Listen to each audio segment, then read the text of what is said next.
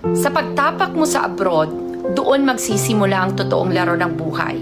Walang madali, malayo sa pamilya, walang kasangga sa umpisa at bawat sentimo pinaghihirapan.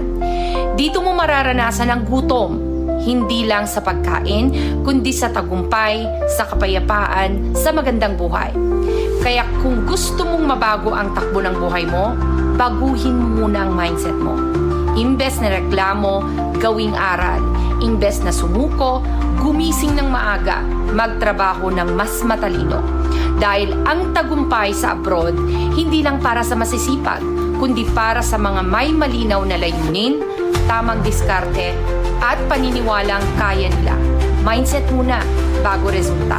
At kapag nabago ang mindset mo, dyan magsisimula ang tunay na pagbabago ng buhay mo.